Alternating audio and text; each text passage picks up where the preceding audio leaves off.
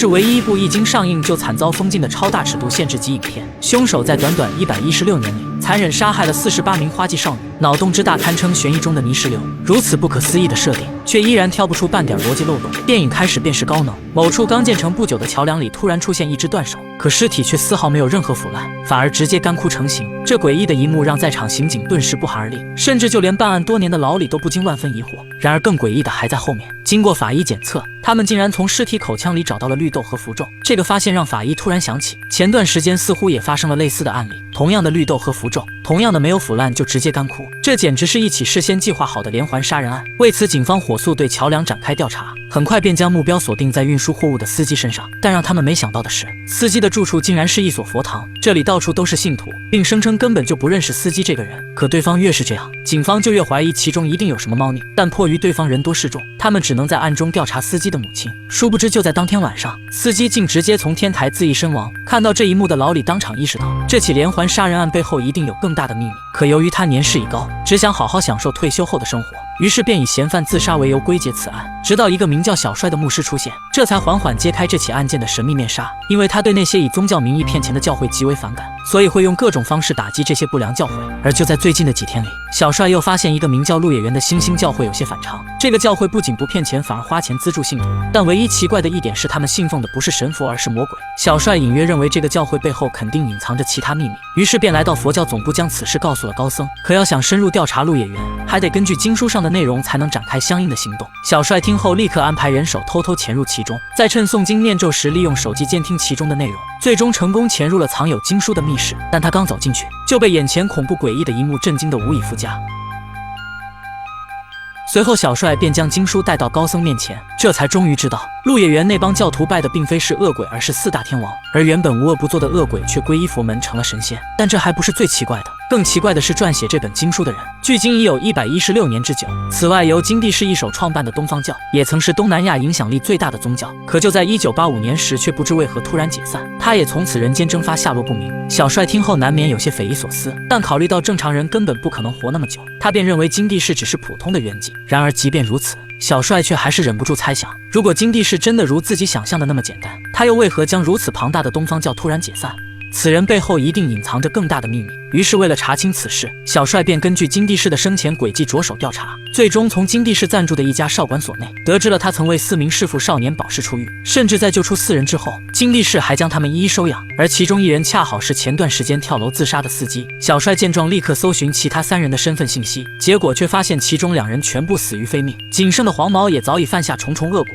他的藏身之处无比阴暗，房梁上也挂满了无数女孩的尸体。看到这里先停一下，如果你一个人在外漂泊，想找个甜美女孩一起生活，朋友们听我的一定要试试牵手屁屁。里面的人喜欢安静，恋爱次数不多，但是内心十分渴望爱情，相处起来一点都不累，在牵手脱单实在是太容易了。我把链接放到了评论区，单身的小伙伴快去下载体验吧。可警方却对其毫无办法。看到这里的小帅突然察觉到，金地氏名下的这4名义子很有可能就是经书所说的4大天王。但作为一名佛教信徒，黄毛又为何将那些无辜的女孩全部残忍杀害？于是为了找到其中的真相，他便趁黄毛开车时偷偷跟在身后，最终来到了鹿野园的总部。小帅在这里小心翼翼地寻找，没想到黄毛没找到，反而在病床上找到了奄奄一息的金地氏。这一幕直接给小帅吓出了心理阴影，怎么会有人在这个世上活这么长时间？同时也正是因为这一幕，让小帅一下子找到了正确的调查方向。他本想潜入其中继续调查，可关键时刻却被金地氏的弟子发现。为了避免事情暴露，小帅只能先行离开这里，随后再来到警方面前将一切说了出来。但因为他还没有掌握关键性证据，警方也将他所说的话当成了耳旁风。就在小帅一筹莫展之际，弟子的一通电话突然打了过来，而也正是这通电话让他看到了新的线索。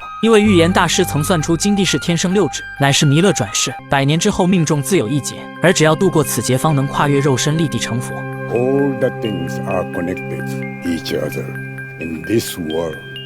听闻此言的小帅顿时恍然大悟，金地氏之所以解散成立100年的基业，或许就是为了寻找自己的天敌，然后通过义子黄毛之手将其铲除。如此一来，那些死去的女孩竟全都是金地氏的天敌。可小帅思索良久都没有摸清二者的联系。至于经书上那些毫无规则的数字，就连大师也无法看出端倪。直到小帅回去查看了女孩的详细资料，这才从中找到了一些线索。他发现这些死去的女孩全是本地人，而且还都是99年出生。此外，那些看起来毫无规则的数字，也恰好对应了女孩的出生日期。根据警方的调查，他们发现本地出生的女孩一共有81名，这也恰好对应了经书上的81名魔将。为此，警方再次核实这些女孩的身份信息，却发现她们之中仅剩下38名人存活于世，其他女孩全部死在了黄毛的手中。可案发的15年之间，警方却丝毫没有掌握其罪犯的任何线索。殊不知，就在警方焦头烂额之际，黄毛也早已盯上了另外一个女孩。但就在他准备将女孩活埋的时候，对方却突然恳求他将自己的姐姐也一并带走。听闻此言的黄毛顿时一阵毛骨悚然，而女孩的一番话也让他想起15年前发生的事。当时江宁道的一户人家突然生下一双魔胎，姐姐刚出生就长满毛发，面色也极为诡异，还吃掉了妹妹腿上的一大块肉。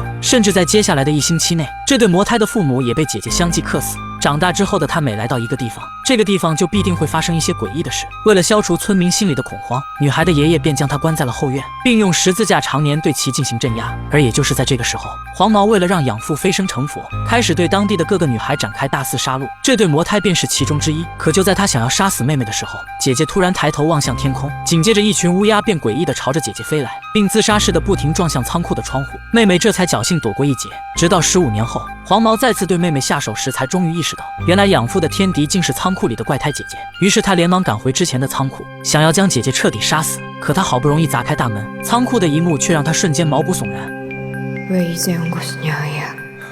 此时的姐姐已经褪去之前的毛发，掐着佛印盘坐在地，而且她的手上竟然也有6根手指。见此情形的黄毛难免有些疑惑，为此他再次返回教会总部，没想到却发现金地士的手中并没有6指。就在黄毛万分疑惑之余，金地士的弟子突然来到这里。可黄毛刚和对方来到外面，弟子就突然拿出了一把枪，然后将黄毛打成重伤。幸亏小帅及时赶到，才总算从弟子手中将黄毛救了下来。同时也正是在这个时候，两人这才得知原来弟子才是真正的金地士，躺在病床上的老人也不过是他的傀儡。可由于金地士要尽快铲除克星，完成自己的成佛大计，他并没有花费其余心思与两人周旋。却不知正是因为这一疏忽，让黄毛抓住机会溜进了金地士的车里。想想自己这么多年一直被人利用和欺骗，并且还杀死了那么多无辜的女孩，他便气愤地从后面死死勒住对方的脖子。金地士情急之下猛打方向盘，结果却导致车子当场侧翻数十米远。但因为他的修为已经超过了一般教徒，这点伤害还不足以要了他的命。可他正准备前往姐姐所在的仓库，奄奄一息的黄毛却从口袋里掏出了打火机。只见他轻轻转动阀门，将眼前的汽油瞬间点燃。而这起案件也在金地士撕心裂肺的惨叫中得以结束。